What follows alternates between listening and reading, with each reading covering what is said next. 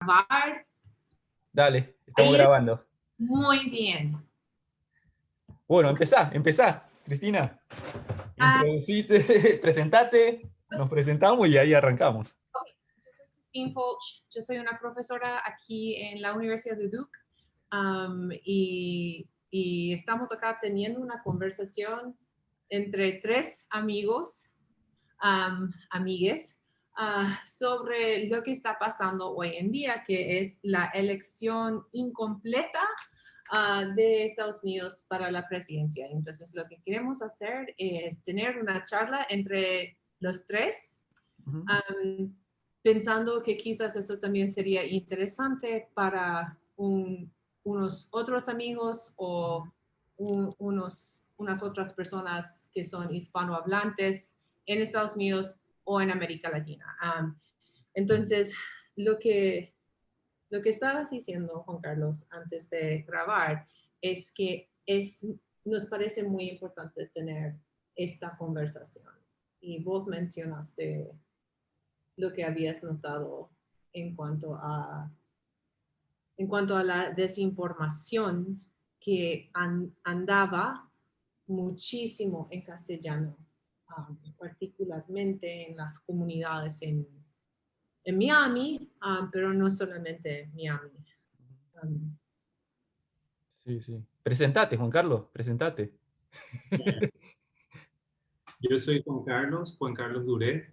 Estoy viviendo en Durham, North Carolina, y realmente me pareció una iniciativa muy importante la que está llevando a cabo Tony, de empezar diálogos sobre cuestiones importantes, no solamente para los latinos, sino para las personas que viven aquí en este país, en Estados Unidos. Y una de las cosas que estaba diciendo justamente Cristín, que me llamó la atención, es que en las propagandas electorales, de ofrecimientos electorales, más se ofrecía cuestiones de temor con relación a la ideología o con relación a ciertos problemas que no tienen que ver con soluciones concretas de la vida de la gente, por ejemplo, sino lo que a mí las propagandas que me llegaron fueron de que Biden es comunista o Kamala Harris es comunista, etcétera, etcétera. Y si uno analiza así de manera inclusive superficial, analiza los perfiles de esas dos personas, ¿no? Va a encontrar que eso no es cierto, no se encuadra dentro de los perfiles que tienen esas personas. Sin embargo, era algo que se quería instalar más bien trabajando ese tema con el temor. Sí, bueno, y yo soy Tony Lin, soy vicepresidente del Seminario Teológico de Nueva York. Estudio sociología, soy sociólogo cultural y pastor presbiteriano. Y vivo en Nueva York. Y sí, no, para mí, yo quise tener esta conversación porque lo que vemos en las noticias a veces está tan desconectada de la realidad que estamos pensando nosotros, especialmente para los que tenemos conexiones en América Latina, lo que sabemos y lo que vivimos, ¿no? En nuestros países. Y está tan desconectado con mucha de la gente que acá, ¿no? Hasta con esperamos, ¿no? El futuro presidente Biden, con los demócratas, que hablan de una forma que como que está desconectada con la realidad que están viviendo, ¿no? De los de Trump ni hablar, pero ellos piensan que estamos viviendo en los Estados Unidos de hace 20 años, que se puede juntar y reconciliar y va a estar todo bien. Y yo estoy viendo lo que está pasando y Argentina ya vivió por esto, ¿no? Nuestros países, Paraguay, Brasil, vivimos por estos, Venezuela, Colombia, vivimos por esto hace 50, 60 años. Y nuestro país, por lo menos Argentina, ¿no? Es un desastre, no se puede gobernar ya la división que existe. y la gente, yo veo esto llegando a los Estados Unidos, pero la gente, especialmente los líderes demócratas, no tienen ni idea, ¿no? Hablan como si eso no va a pasar acá, ¿no? Y eso me preocupa mucho. Algo que estaba pensando yo Ujú, es que los tres hemos estado, en inglés decimos in the weeds, ujú, hemos estado en los detalles mucho, porque hoy es viernes ujú, de la semana de la elección, entonces tenemos aquí en la tele CNN en mudo que tiene los números de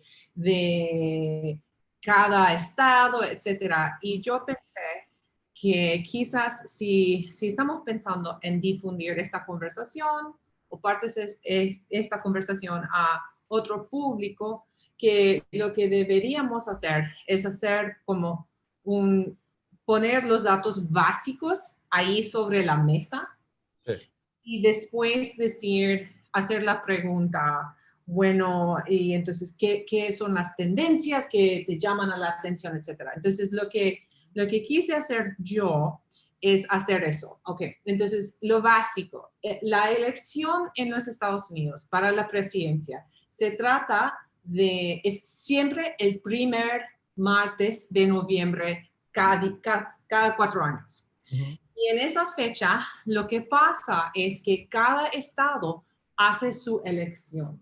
Y hacemos la elección no directamente para el presidente y Juan Carlos, que es abogado y ha estudiado y trabajado en la justicia electoral de su país por un tiempo, puede saber mejor que yo las palabras técnicas, pero no elegimos directamente al presidente. Lo que hacemos estado por estado es elegir cómo van a ir nuestros votos en el colegio electoral, porque tenemos en Estados Unidos algo que se llama un colegio electoral, que es un cuerpo de gente, de electores, y esas personas eligen el presidente. Eso es según la Constitución de los Estados Unidos.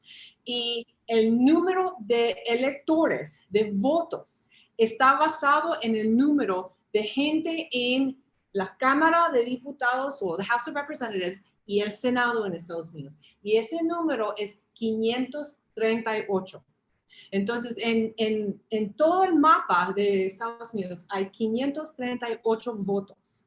Para ganar la elección, lo que hay que hacer es llegar a más de la mitad, que es 270 votos en el colegio electoral. ujú. La primera persona que llega a ese número gana. Ok, y ese número 270 es muy importante, pero tenemos que ahora hablar de los estados.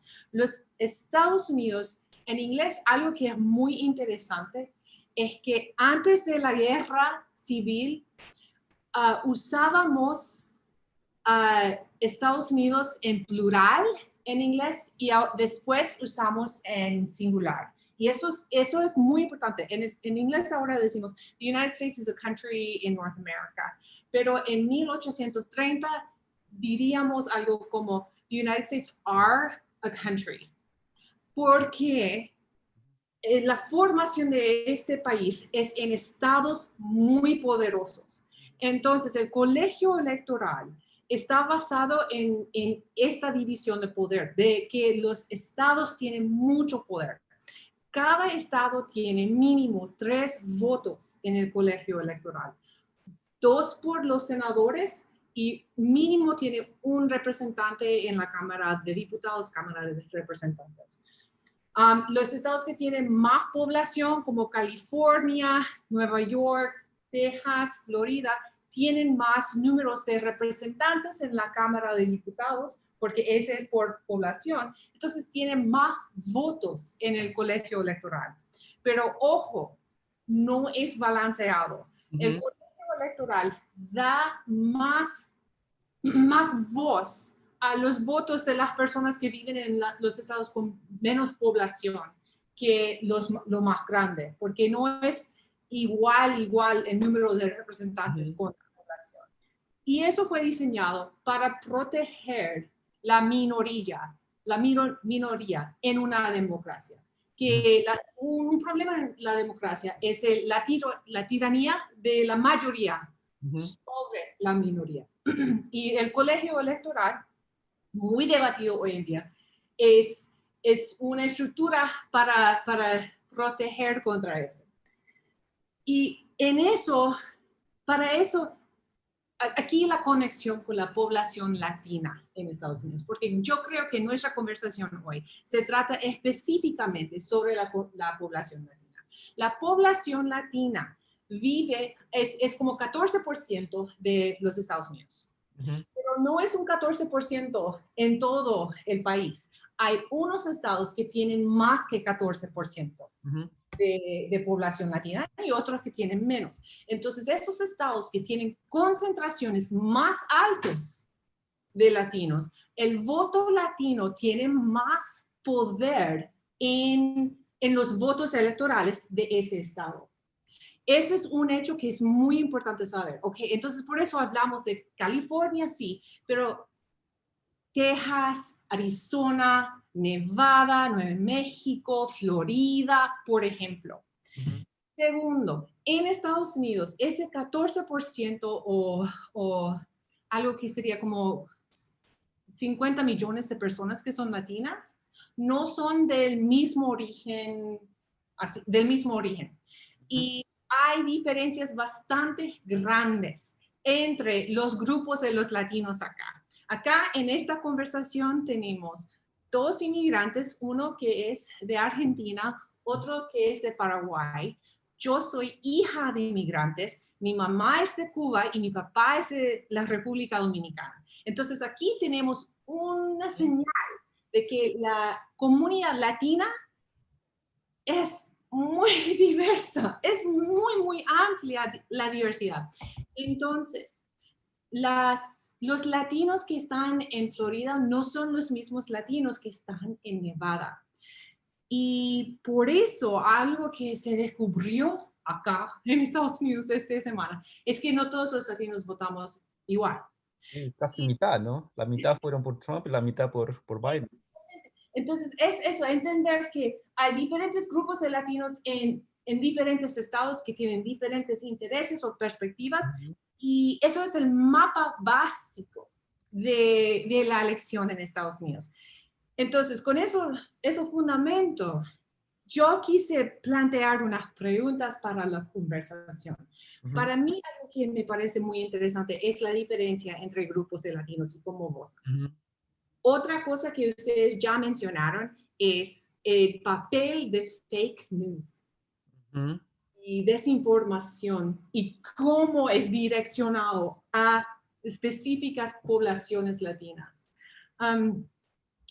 Y pues hay muchísimas más preguntas, pero así quiero poner cosas sobre la mesa para levantar preguntas en vez de resolver. Yo quería agregar con relación a eso que es muy importante porque por ahí se ven todas cuestiones que, cómo votaron a tal persona o cómo votaron. Lo que yo noté en estas elecciones es que la democracia de Estados Unidos está muy arraigada en los partidos políticos. Es una democracia de partidos. Y eso se puede notar en el mapa electoral. No sé si podría ponerte. Sí, yo voy a hablar y sí. Lo voy a hacer. ¿Puedo compartir la pantalla? Sí, te hago co-host. Listo. Gracias. Dale.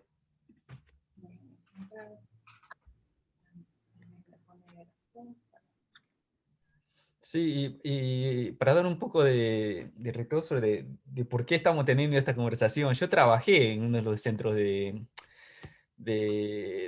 centros doctorales este martes, ¿no?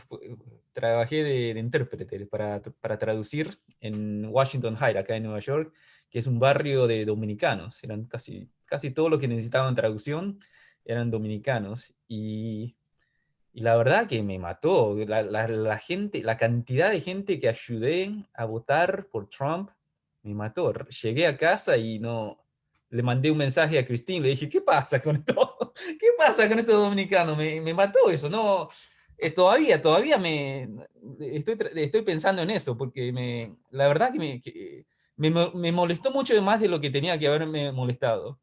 Porque viste, yo sabía, leo todas estas encuestas, esto es lo que estudio, ¿no? Leo las encuestas y todo eso. Yo pensé, un tercio de los latinos votarían por él, como máximo, ¿no? 20 y pico por ciento, y son todos venezolanos o cubanos. Y llegué ahí y gente humilde, gente inmigrante, gente que vivieron, varios de ellos seguro que vivieron bajo Trujillo, ¿no? Vivieron bajo la tiranía de Trujillo. Y ahora están votando por una persona que casi igual, ¿no? Casi igualito lo que hizo, que nos está dirigiendo a esa dirección. Y eso es lo que no pude comprender. Eso me mató eso. Yo le dije a un amigo, hablé con un amigo nuestro que es muy famoso, no quiero decir su nombre, todo lo que me dijo fue, welcome to hell. Bienvenido al infierno, me dijo, porque ellos, y usted, bueno, usted, Cristín, lo sabe mejor que yo, ustedes ya lo viven, ustedes lo viven todos los días, ¿no? Acá peleando para salvar nuestras vidas y nuestra propia gente, votando, apoyando a la gente que nos quiere, literalmente, que nos quiere matar, ¿no? Este mató a varios niños en la frontera. Y sí, eso es una cosa saberlo intelectualmente, pero otra cosa estar ahí y vivirlo Es fuerte. sí, es fuerte eso, ¿no? Y otra cosa, Tony, que yo puedo contar mi experiencia personal una vez ahí caminando en Florida, que justamente es un, un estado muy, en el cual viven muchos latinos. Nosotros estábamos hablando español en la calle y alguien, speak in English, nos, nos dijo así en una manera inclusive agresiva, ¿verdad? Nosotros no respondimos y sí, seguimos caminando, pero se le veía muy enojada a la persona. Era una persona mayor. Sí, realmente cuando te pasa, cuando vivís eso es un poco fuerte. Yo quería volver al tema de la democracia de parte, Sí. porque es muy interesante también para entender para nosotros los latinos cómo es que se desarrolló esta elección. Sí, sí, porque es muy diferente en nuestros países. Sí, muy diferente. Y acá vemos que, por ejemplo, el Partido Demócrata optó por dos figuras que están muy vinculadas Ujú. al partido. Un veterano del Partido Demócrata y una persona que si bien tiene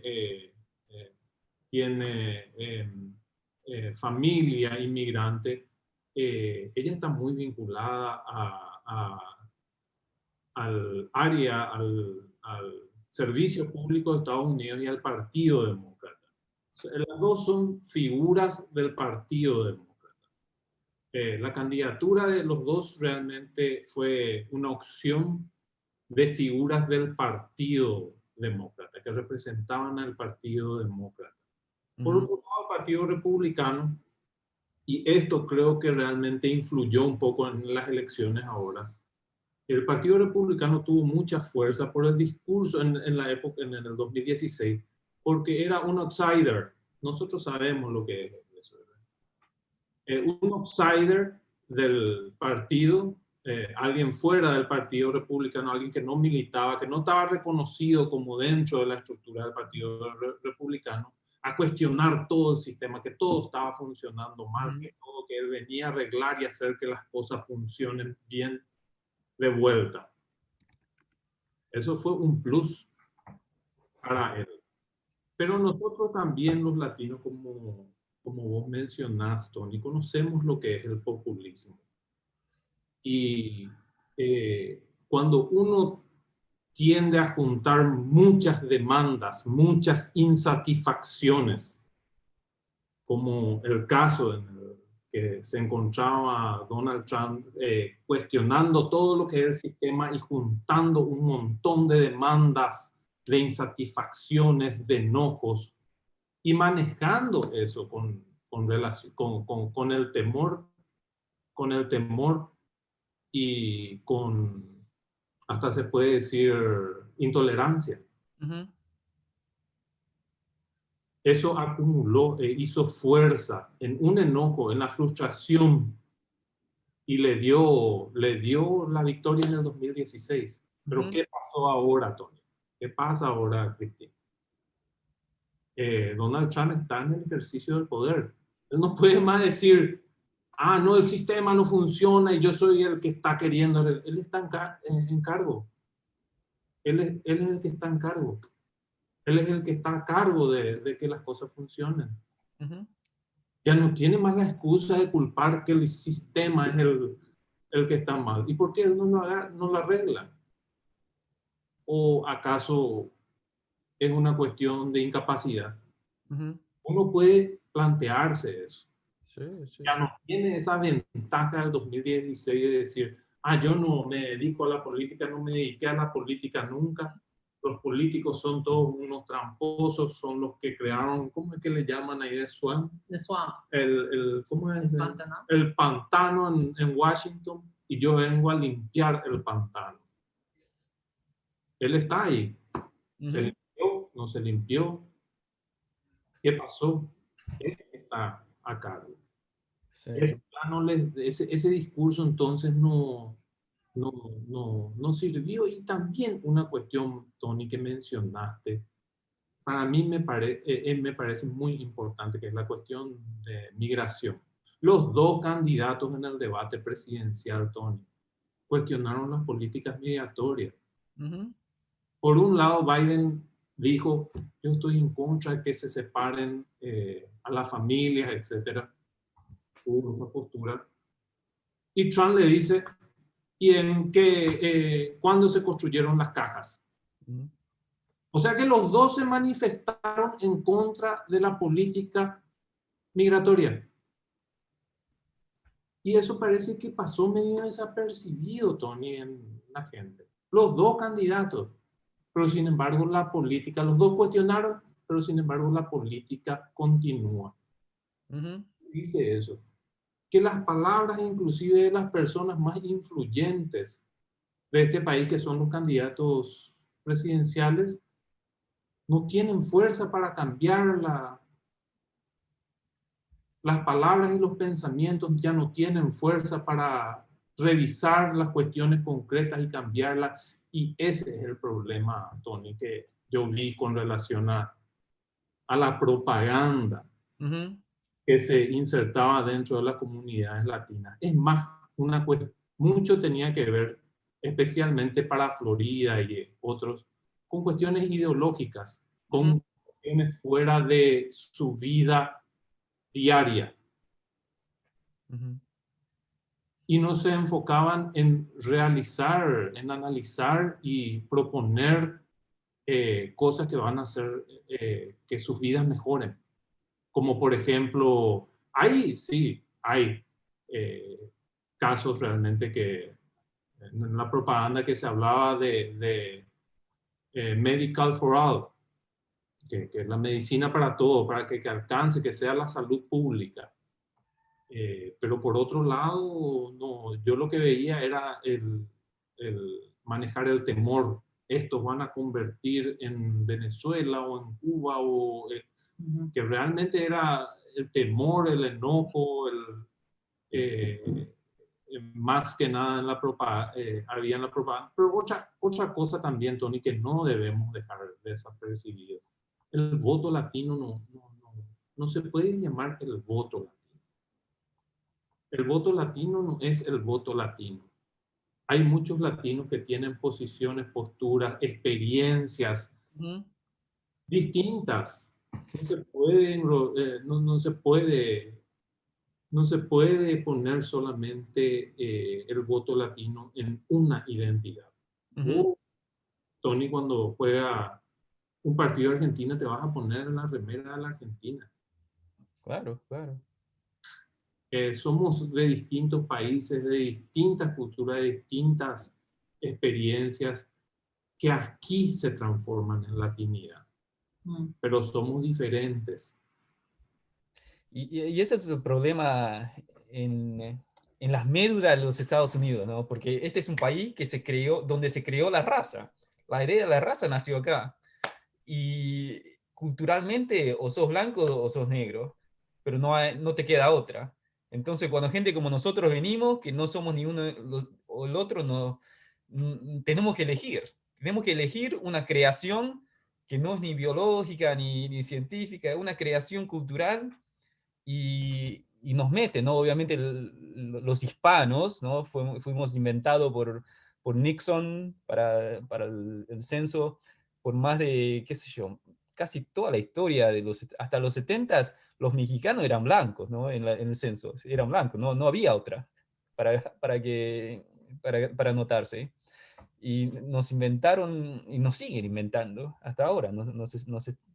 Están tratando de inventar. Fíjate en los asiáticos, lo que dicen asiáticos americanos. Ay, tenés a indios que son hindúes, ¿viste? Japoneses americanos que ya están acá por 5 o 6 generaciones. Tenés inmigrantes de China, de Taiwán, que son enemigos, que no se llevan para nada. Japoneses y coreanos que no se llevan. Y acá son todos iguales, lo tiran todos estamos todos en la misma maleta acá. Sí. Pero y yendo al mapa que había mostrado, ¿no? de los dos partidos, yo creo que en nuestros países, como tenemos una democracia más democrática, hay más partidos. Y creo que eso previene lo que pasó con Trump acá, porque en realidad, si tendríamos un candidato como Trump en nuestros países, él tendría su propio partido. No se hubiera metido a un partido. Eso es lo que pienso yo. No se hubiera metido a un partido republicano, ¿no? Un partido del establecimiento. Tendría su propio partido y en las primarias habrían 5 o 6 personas, todos con las mismas oportunidades de ganar, ¿viste? Porque así es, por lo menos en Argentina. Hay partidos nuevos todo el tiempo, ¿no? Sale uno nuevo, lo cambiamos, y salen y si tienen los votos, ¿viste? A la primera ronda, si ganan, pues pasan a la segunda ronda, pero cualquiera puede tener su propio partido, ¿no? Y acá, como solo podés tener dos, tenés a la Alexandria Ocasio-Cortez, Bernie Sanders, que tendrían que tener su propio partido, pero en vez de ahí tienen que estar en el Partido Demócrata para tener una chance, y los extremistas como Trump, que ni siquiera era republicano, ¿no? Se hizo republicano para ganar y ganó, ¿no? Pero no sé qué piensan eso, ¿no? Si hubiera más partidos, no estaríamos donde estamos ahora, ¿no? Pero no sé si es mejor o peor, no sé. No sé si es posible. Es, No creo que sea posible. yo estoy intentando, yo pienso que quizás sería mejor nuestra democracia si no tuviéramos el colegio electoral, si fue abolido.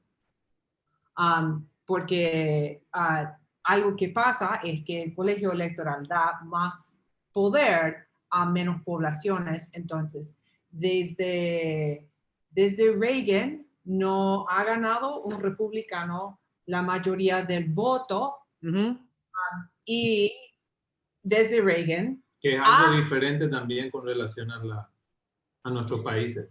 Y desde Reagan, el Partido Demócrata ha ganado la mayoría del voto y ha perdido 2 veces la presidencia. Cuando ganó la mayoría del voto. Sí. Es 2000, Al Gore, que superó los números en votos de Bush, y Hillary Clinton, que superó los votos de Trump. Y los dos perdieron. Entonces yo pienso que hay muchas preguntas de cómo sería la democracia en Estados Unidos si la estructura era diferente, si no existía el colegio electoral, si no tuviéramos así el sistema para 2 partidos solamente, y el colegio electoral tiene que ver con eso, porque es all or nothing, es todo o nada. Entonces solamente hay 2 partidos. Quizás seríamos mejor si si tuviéramos un sistema parlamentario, etcétera, pero no estamos en eso. Lo que quiero entender es algo sobre cómo está funcionando nuestra democracia hoy en día y por qué tantos latinos votaron por alguien que anunció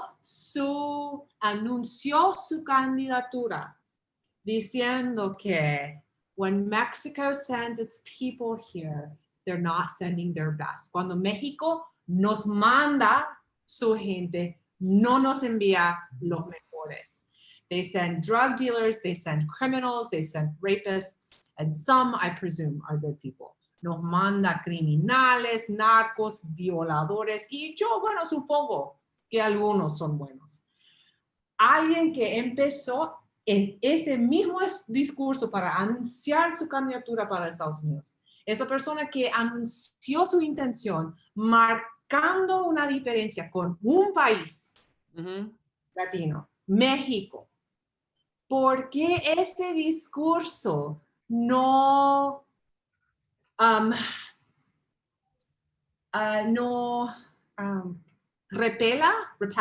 no aleja a otros latinos, otros que son de origen mexicano o Mexican American que pueden estar acá desde siempre? ¿O por qué los cubanos no piensan que eso se trata de ellos? ¿O que los venezolanos piensan, eso no se trata de mí? ¿O los dominicanos en Nueva York escuchan eso y piensan, Y yo pienso que los tres acá tenemos una buenísima idea porque un dominicano no escucharía eso y pensar, ay, ¿qué está diciendo de mí? Pero yo pienso que para el público más grande en Estados Unidos, eso es como, qué confusión. Y para el público en América Latina, mira eso y no entiende qué es latinidad. Claro. Porque los latinos acá no identifican primeramente, especialmente ustedes, por ejemplo, que son inmigrantes, ustedes, imagino que en general ustedes piensan en ser argentino o paraguayo en vez de latino. Y hasta la gente como yo soy hija de inmigrantes, yo balanceo eso, ¿no? Ser latina en Estados Unidos, pero específicamente yo soy cubana dominicana y eso no es igual que ser guatemalteca. Y no es la misma cosa como ser paraguaya, es diferente. Nuestra comida, nuestra cultura, el castellano que hablamos o que no hablamos, y nuestras costumbres fundamentales no son iguales.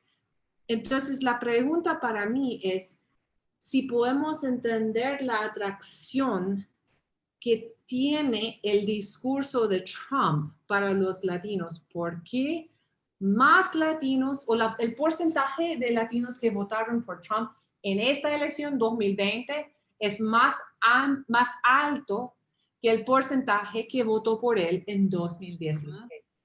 Entonces, la pregunta es, ¿por qué aumentó su apoyo?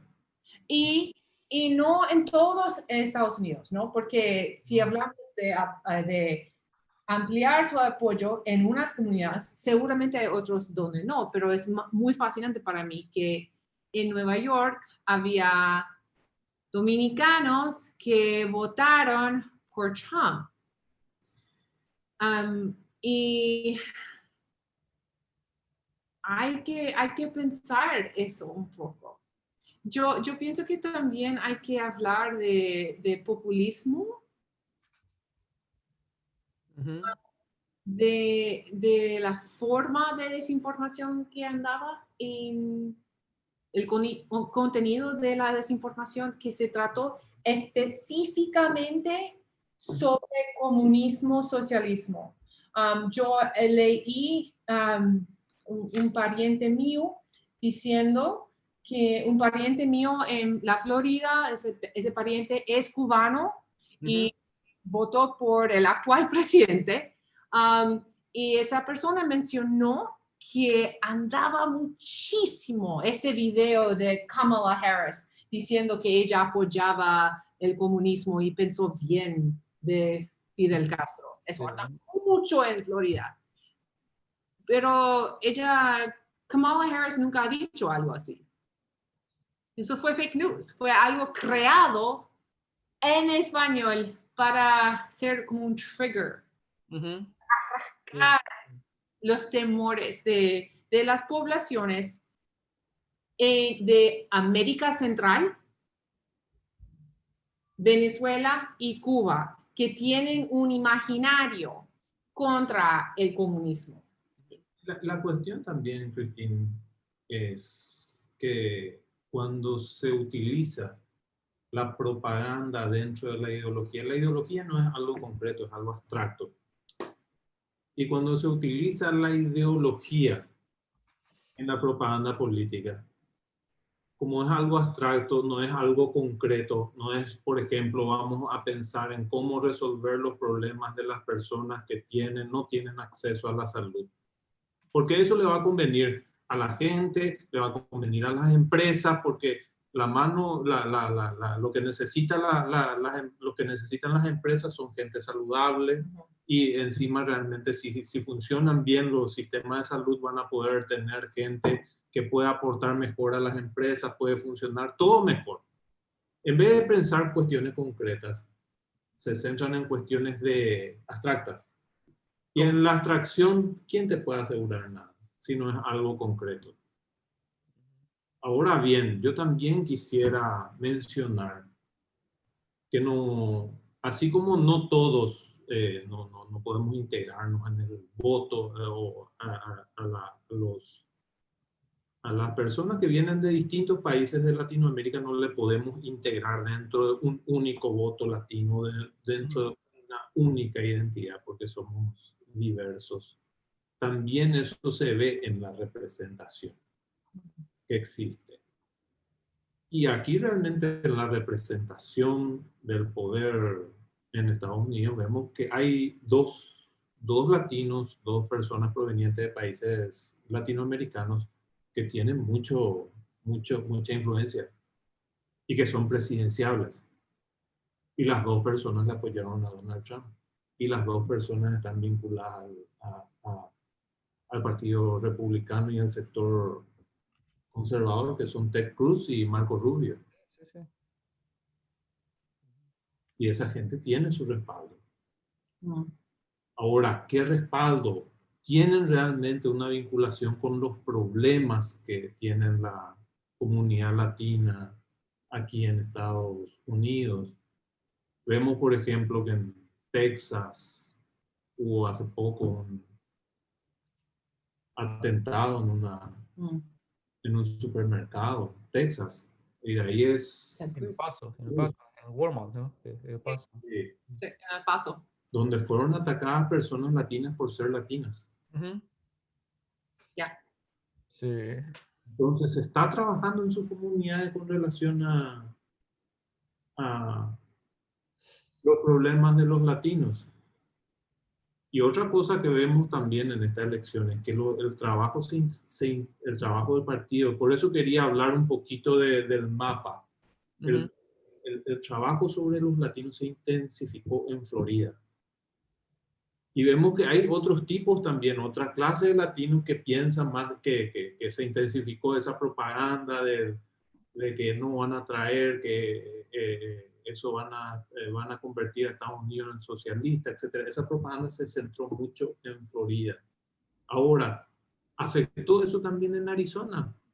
Parece que ahí hay otras preocupaciones, como por ejemplo, cómo mejorar la calidad de vida ahí de los latinos. Porque estamos viendo que en Arizona hubo un cambio en la votación con relación al 2016. Sí. Ahí se ve también realmente que hay diferencias. Y pasando de la parte de representación, tenemos esos dos influyentes. Y por otro lado, la persona que mencionaron ustedes dos, Alejandra, Ocasio-Cortez, que es también hija de inmigrantes. Hija de puertorriqueña. Pequeños, sí. Y bueno, sí, pero de Latinoamérica. Sí, exactamente. Hija de descendiente de latinos, de latinoamericanos. Pero su liderazgo fue más construido en base a un movimiento. Sí. A un movimiento universitario, a un movimiento intelectual y a un movimiento también de trabajadores que buscan mejorar las condiciones de vida acá en Estados Unidos. Entonces hay que marcar un poco, hay diferencias, hay representaciones también y ahí podemos ir viendo y hablando más y pensando más sobre qué es la latinidad, qué se entiende por la latinidad aquí en Estados Unidos. Sí, sí. Mira, de la razón por la cual los latinos votan por Trump o lo apoyaron, yo estuve pensando mucho en eso, especialmente por los últimos 4 años, ¿no? Pero se me cayó la ficha después de hablar con Christine, ¿no? La mayoría de esta gente, nosotros venimos de países donde los dictadores muchos de ellos fueron elegidos democráticamente. ¿No? Es una democracia de papel, pero salimos de una cultura que fermenta este tipo de líderes, ¿no? Que nos gusta, este tipo de machismo, este tipo de lo que parece ser fuerza y poder. Venimos de países donde esta gente llega a lo más alto. Y por eso cuando vienen a este país y ven a alguien que se parece a, a, lo- a los presidentes que tenían en sus países, hay algo atractivo sobre eso, ¿no? Que al fin del día todos queremos nuestra persona en poder, y pero sigue siendo una pelea por tener más poder, ¿no? Y si no cambiamos eso, la idea el deseo de querer tener más poder, más dinero, más de todo, eso que sea de la derecha o de la izquierda, estamos nadando todos en la misma pileta, ¿no? Es, sí, o un dictador de la derecha o uno de la izquierda, pero el sistema sigue siendo igual, pero lo importante acá, y creo que quiero tocar más del tema de las noticias falsas, ¿no? Porque para los habla hispanos acá en los Estados Unidos no hay Fox News, ¿no? Eh, todas esas noticias vienen por WhatsApp. Hay, hay una... Y eso pasó en Argentina, ¿no? Las últimas elecciones en Argentina, a mí me llegaron un montón, de los dos lados, un montón de mensajes por WhatsApp, dibujos, sin nada, ¿no? Sin palabras, no eran mensajes así hablados con una lógica, ¿no? Eran imágenes claramente truchas que alguien hizo Photoshop y con cosas que, viste, que no, cualquiera que con una educación de primaria sabe que eso no es real, pero había tanto de eso que es difícil combatir tanto que te llega 10 veces por día, ¿viste? Esta vez no me llegaron mucho sobre Trump, pero por Facebook se ve por todas partes, ¿no? Y es exactamente lo que decían ustedes, son mensajes inventados que Biden está metido con los comunistas de China, ¿viste? No hubo nada, pero que su hijo trabajaba con los comunistas en China, que va a traer el comunismo acá.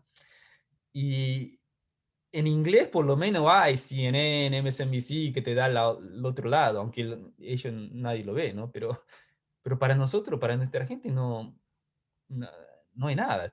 Si estás metido en esos grupos de WhatsApp, eso es todo lo que te llega, ¿no? Ahora hay un documental en Netflix que se llama El Dilema Social, no sé si lo vieron, ¿no? Sí. Pero una vez que te metes ahí, no, es una realidad totalmente diferente. Y yo tengo amigos así, ¿no? Yo fui pastor de una iglesia campesina en Virginia, que ahora estoy seguro que casi todos votaron por Trump. Y son gente, ¿viste? Gente re buena, gente de oro. Ellos darían todo por mí. Yo sé, los conozco, son como familias para mí. Pero la realidad que tienen ellos, que están viviendo ellos, es completamente diferente a mi realidad. Es como que no le podés explicar que Biden no es comunista. No entienden. Te aseguro que ni uno de ellos sabe lo que es el marxismo, pero, pero se creen que los demócratas son marxistas. Te juro que ni uno de ellos leyó Marx, pero eso es lo que se creen, porque se lo informaron en un lugar que no sé de dónde viene. Y eso basan los votos en un voto democrático por eso. Y que para mí es un conflicto que tengo porque los colegios electorales fueron creados específicamente por eso, ¿no? La tiranía de la mayoría es porque tenían miedo que la mayoría de la gente iba a ser ignorantes, votar por razones equivocadas y mandar al país ¿viste? donde estamos ahora, donde vamos a terminar. Pero sí, eso es un conflicto muy grande que tengo, porque, y viste, la razón por la que tenemos las escuelas públicas, ¿no? En los Estados Unidos y en Argentina, ¿no? Sarmiento eh, era amigo de Horace Mann, que empezó todas las escuelas públicas, y la razón que las empezaron fue porque en una democracia los ciudadanos tienen que ser educados y tener la misma educación para poder trabajar para el bien común. Ahora la educación, olvídate. La cantidad de gente en escuela privada que nunca se van a encontrar con una persona humilde, una persona educada en una escuela pública. En Argentina es así ya. En Argentina los estudiantes de las escuelas públicas y lo de las escuelas privadas nunca se van a cruzar. Nunca van a tener, uno puede ir, ya tenemos generaciones que crecieron sin ninguna interacción entre los dos. Y ahí es donde vamos ahora, ¿no? En este país. Yo creo que es muy importante lo que dijiste, Tony, porque ¿qué muestra eso? Que falta diálogo, falta puentes para dialogar y para pensar en cuestiones concretas que pueden mejorar la vida de aquel que piensa diferente a vos y tú y tu vida que puedes pensar también de una manera determinada. Falta esa unión porque se intensifica mucho lo que ustedes estaban mencionando, la división, el odio, por cuestiones que no están conectadas con la realidad, con cuestiones abstractas. Y eso te hace no comprenderle, por ejemplo, te lleva a no comprenderle al que piensa distinto contigo, porque ese pensar es algo que vos no podés captar, no podés ver, no podés tocar, entonces podés decir, no, ese puede ser mi enemigo. Pero sin embargo, si uno se relaciona con gente de la comunidad rural aquí en Estados Unidos, ve que tienen realmente un colchón de seguridad. Un colchón de seguridad, no solamente en cuanto a su forma económica de vivir, que es trabajando la tierra, que es muy distinta del que vive en la ciudad, sino también un colchón de seguridad con relación al conocimiento de las personas. Le conocen al que es el panadero, al dueño del lugar donde compra las cosas, al profesor que le enseña a sus hijos, en la escuela, también taekwondo o algunas otras actividades. Eso es un colchón de seguridad. Y si vos le decís a una persona que tiene ese colchón de seguridad, el de afuera va a querer modificar tu sistema de vida, porque ellos tienen otros valores, y ahí mezclan la cuestión abstracta. Sí. ¿Cómo se va a mover? Va a querer conservar su forma de vida. Ahora, ese de afuera también no le ve a ese de la comunidad rural como un ignorante o un tonto que vota mal. Creo que eso también es una idea, porque no sabe qué es realmente lo que está defendiendo esa persona que vive en una comunidad real y no sabe qué le están diciendo. Yo creo que ese puente es necesario construir. Ahora bien, Tony, hay otra cosa que vos mencionaste, eso de si vimos la película sobre las redes sociales y la incitación a la división, la incitación a odiar, la incitación. ¿Qué hace eso? Destruye. Destruye. Y nosotros no tenemos que olvidarnos que Estados Unidos es el principal país en el mundo. Y hay mucha gente de afuera que estaría interesada. Otras potencias que compiten con Estados Unidos estarían interesadas en meter cuestiones para justamente sembrar, generar división, generar odio, en vez de que se construyan espacios de diálogo y de entendimiento. Y eso creo que está pasando muy desapercibido. Creo que quedó muy opacada los encargados de seguridad en cuanto a las influencias externas que puedan haber dentro de Estados Unidos. Y lo peor, yo creo que esos países que compiten por la hegemonía con Estados Unidos, ellos tienen especialistas en cultura, en política, en relaciones sociales, en historia, los mejores sobre Estados Unidos. y eso es lo que dijeron en el documental, ¿no? Que cuando los rusos se infiltraron a Facebook, no hicieron nada ilegal por Facebook. Hicieron lo que Facebook fue creado para hacer. No tuvieron que hackear nada, no tuvieron que romper nada. Todas estas empresas, y eso lo que me da rabia, ¿no? Que todas estas empresas que están destruyendo nuestras comunidades, están destruyendo la economía, lo hicieron por razones económicas. Era por dinero.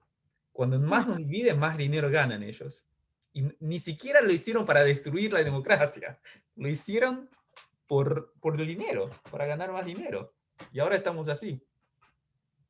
Pero yo también pienso que estamos donde estamos no simplemente por Facebook, Twitter o Instagram o aún los lugares muy malos en el Internet como 4chan o 8chan, ni WhatsApp.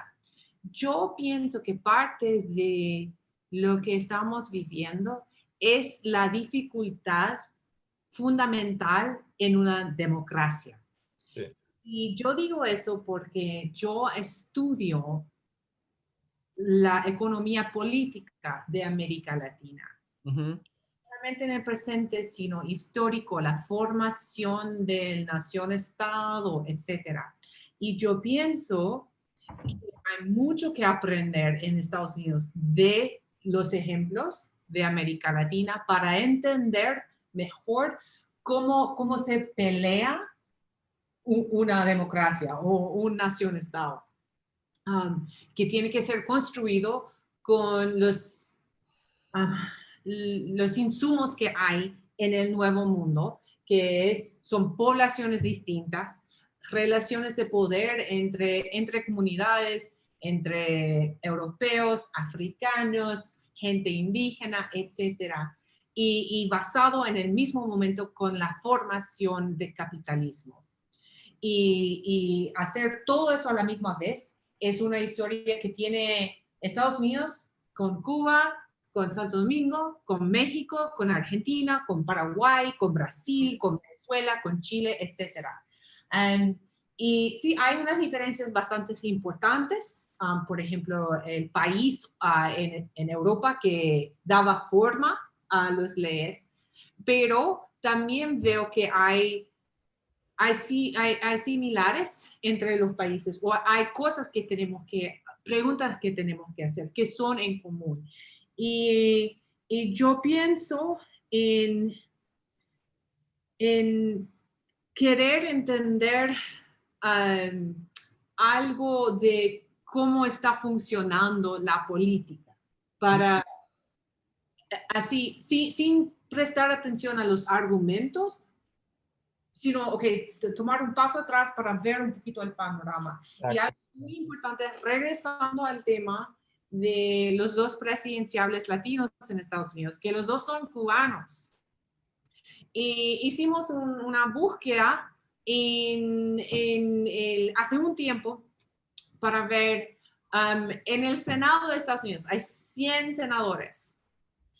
¿Cuántos son latinos?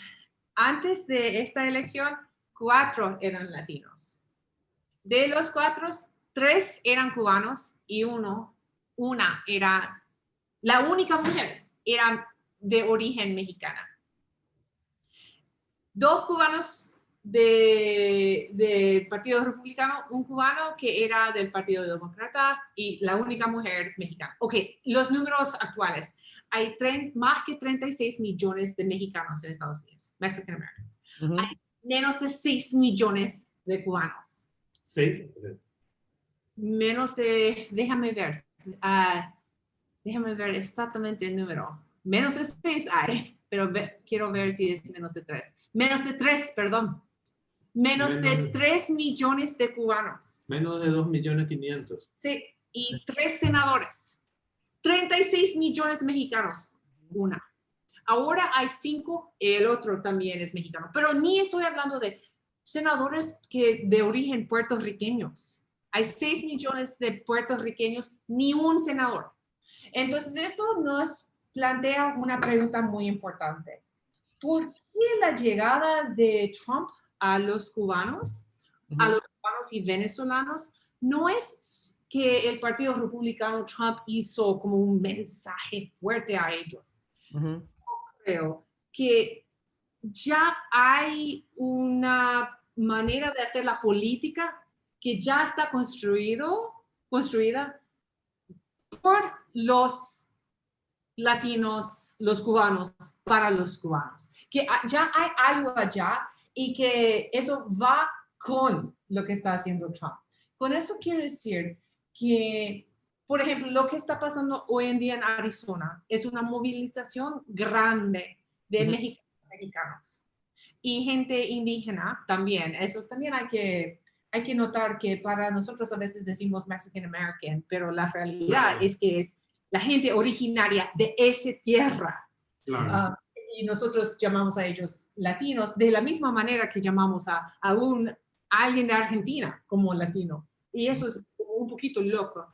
Pero hay movilización que está pasando hoy en día en Arizona, que está formando algo importante y que tienen que vincular su movilización con el Partido Demócrata porque no hay más opciones, porque no somos un país parlamentario, somos un país de 2 partidos. Una cosa en Miami, en un sentido, tienen su dinámica, ponen esa dinámica dentro de un partido y porque tienen la capacidad de, por sus números, captar todos los votos electorales o entregar todos los votos electorales de Florida a un partido o el otro partido, porque el voto cubano de 1.500.000 personas, 1.500.000 personas, menos de eso, en Florida, puede cambiar las cosas. Y ahora los venezolanos. Entonces, ¿qué vemos allá? Que hay una formación, hay una estructura política que está siendo formado. Es muy intencional, no es un accidente. Y eso de ideología va para fortalecer como un proyecto político.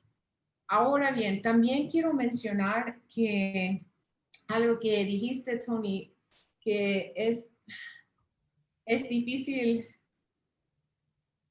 lidiar con eso, es el caudillismo en América Latina.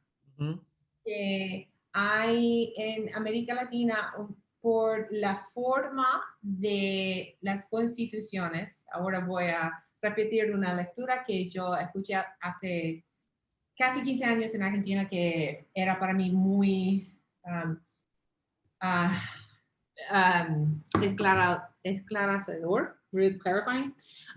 Y es que cuando formamos la Constitución de Estados Unidos, teníamos miedo del uno y teníamos miedo de la manada, de los muchos, pero pusimos nuestro poder en los pocos, y en los pocos sería la Corte Suprema. Ujú. En la formación de la Constitución de Francia, tenían miedo del uno, ¿okay? O de los pocos, pero no de los muchos. Entonces pusieron todo su poder en el parlamentario.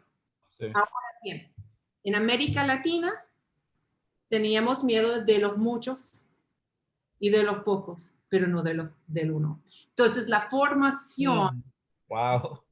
es como brillante. No, es así. Un argentino, un estudiador de derecho, era para mí muy wow. Porque el sistema político de las constituciones pone mucho poder en América Latina, en el uno, en el presidente. Y así, o hay estructuras que va con un caudillo, o nacional o regional. Sí. Y eso es el costumbre, y a mí no me gusta la palabra costumbre porque no es simplemente costumbre, es un costumbre legal. Reproducción. Sí, la reproducción social que se da con relación a la figura. Y la economía funciona con eso. La economía en América Latina funciona con un sistema donde hay un poderoso, así, y etcétera, etcétera, etcétera. Y eso no es de 50 años, estamos hablando de 200 años. Entonces hay una expectativa estructural que así funciona un país. Viniendo acá, viendo a alguien que está poniéndose con un discurso populista o de izquierda o de derecha, no importa, un discurso así, pero que está así concentrando poder en su persona. Eso es lo cabe. Es, ok, eso es lógico. Muy familiar. Es muy familiar. Y el choque en Estados Unidos es que nuestro sistema no es para uno, es para pocos. Y entonces, ¿qué está haciendo ese uno? Poniendo su gente en los pocos. Los pocos, sí, sí. Entonces, la Corte Suprema ahora contesta al uno en vez de a los muchos. Y eso es como un cambio que estamos viendo en la estructura política de Estados Unidos, y no es cierto en qué dirección va a ir, porque es un choque. Total, sí. Y por eso estamos viviendo por un momento muy histórico, y eso es lo que estaba diciendo. Yo veo a la gente, los comentaristas ahí en la televisión, yo los leo, las opiniones en los diarios, y muy pocos saben lo que estamos viviendo ahora. Esa transición que estamos viviendo, eso me aterriza, pero todavía hay tiempo de cambiarlo, lo podemos cambiar, hay que luchar por eso, pero si no sabemos por lo que estamos peleando, no podemos estar en la lucha. Y yo creo que es esa tarea, Tony, la que tendríamos que encargarnos, y no solamente para construir mejores condiciones para las personas que vienen de Latinoamérica, sino también mejores condiciones para todas las personas que viven en este país.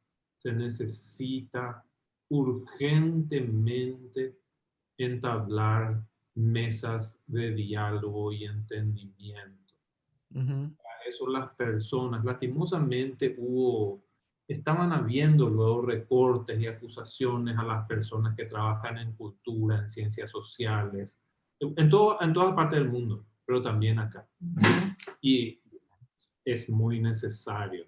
Es muy necesario que las personas que trabajan en ciencias políticas, ciencias sociales, ciencias culturales, trabajen para generar espacios de entendimiento y de diálogo.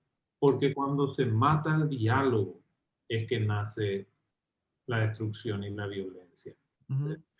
No hay más no existe más la convivencia. Yo puedo pensar totalmente diferente a cualquier otra persona, Tony puede pensar totalmente diferente, Christine también, pero ¿qué nos va a poder impedir sentarnos y hablar sobre problemas concretos que hay en nuestra comunidad y que necesitan ser mejorados para que los tres podamos vivir mejor? ¿Por qué yo voy a tener que ver a Tony o a Christine como enemigos constantemente? Si la ideología y la religión se utiliza para destruir y para verle al otro como un enemigo irreconciliable, no funcionan. No funcionan. Ujú. No, no. Y lastimosamente estamos viendo la instrumentalización de esas dos cuestiones también. Porque no es solamente la ideología, también es la religión. Ujú. Claro, claro. Sí. Bueno, chicos, se nos fue la hora. Sí, pero una linda conversación. Sí. Estamos trabajando en dos artículos que estamos intentando describir sobre unos temas, eso. Juan Carlos ahora está encargado de dar un argumento sobre la pregunta de la política migratoria en Estados Unidos y lo que eso nos dice de Hannah Arendt, Ujú. la banalidad del mal. Hannah Arendt es como una fuerza poderosa en la vida de Juan Carlos. Yo estoy planteando un análisis sobre por qué el líder de Proud Boys es cubano-americano. Ujú. Y estamos haciendo eso en parte porque sale de nuestros intereses y de lo que estamos viviendo hoy en día en Estados Unidos, pero también porque una crítica que yo doy a la academia, a las medias, a los intelectuales en el espacio público, es que el análisis intelectual sobre la economía política, el pensamiento, etcétera, de los latinos, de la situación de Latinoamérica, latinos en los Estados Unidos y también hacia América Latina desde Estados Unidos, esa conversación me parece muy débil, no muy analítico. Y falta mucho análisis allá. Sí. Y esta conversación obviamente es un intento de levantar el nivel de debate simplemente por poner en la mesa que está bajo debate. Me parece muy importante continuar estas preguntas y pensar cómo hacer esta conversación. Sí, sería buenísimo si lo podemos hacer toda la semana, ¿no? Porque cambia tanto. Una vez por semana nos juntamos y tenemos esta charla y después lo ponemos. Si hablamos en la semana siguiente, estoy segura que las cosas serían diferentes. Totalmente, totalmente. Sí, totalmente. Sí. Sí. Bueno. Bueno, dale, dale. Planeemos hablar la semana que viene y continuamos parte de esta conversación porque hay mucho que no tocamos todavía. Ni empezamos con la religión, el problema de la religión y las diferentes formas en que influyen en nuestras comunidades, ¿no? Ya. Y en nuestros países también, porque eso está, olvídate. Así que, Ya. dale, Bueno. hablamos la semana que viene entonces. Muchas gracias, Tony. Sí, No, gracias. no, gracias a ustedes. Ya.